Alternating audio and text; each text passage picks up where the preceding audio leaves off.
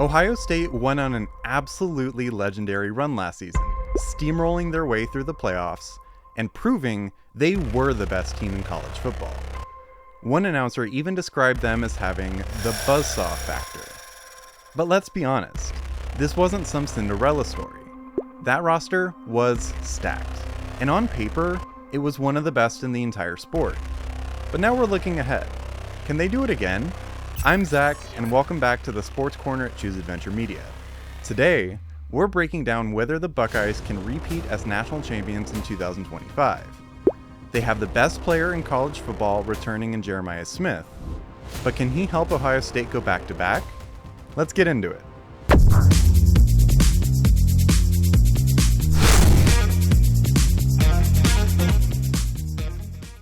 Here's the biggest question.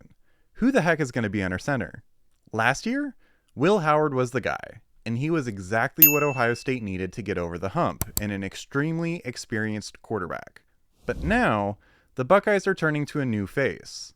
The frontrunner seems to be Julian Sayin, the highly touted transfer from Alabama. But don't count out Tavian St. Clair, a five-star freshman who's already turning heads. And then there's Lincoln Kienholz, an absolute freak athlete who the coaching staff is very high on. All three have massive potential. But here's the thing. Leading a team to a championship in your first year as a starter isn't impossible, but it is incredibly rare. And it becomes even tougher when you consider just how much talent the Buckeyes lost from last year's team. So while there's no doubt Ohio State will have an extremely talented quarterback, will he be good enough to win another title? That's a really big ask. Now, let's talk coaching changes, because Ohio State will have two new play callers this season. On defense, Matt Patricia is stepping in as the defensive coordinator. He brings 12 years of NFL experience, including 8 under Bill Belichick in New England and a couple of years as the head coach of the Detroit Lions. That sounds great in theory, but let's be honest. Patricia's track record in recent years isn't exactly elite. Even when he was with the Patriots, his defenses were mostly middle of the pack in terms of pass defense. Ryan Day loves running his program like an NFL team, so maybe Patricia fits that mold. But will his style actually translate to success at the college level? That's a fair question. On offense, Brian Hartline is taking full control as offensive coordinator, being promoted from the wide receiver coach. He's been with Ohio State since 2017 and even played there as a player a few years earlier, and he's already built a reputation as one of the best recruiters and developers of wide receivers in the country. The good news, the offensive players already know him and what he wants to do. So even though he's new to the position, there's a level of continuity there that should help. But how will he do in his first year with complete control of the offense? That remains to be seen. Last year, Ohio State's defensive line was arguably their biggest strength.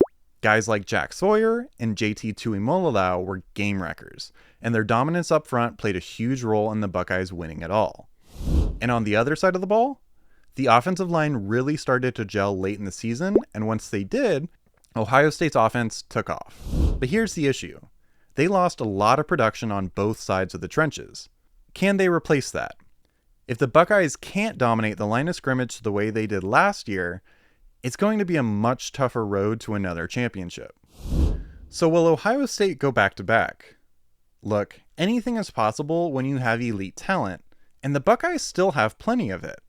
But making my decision right now, I'm going to say no. The Ohio State Buckeyes will not repeat in 2025.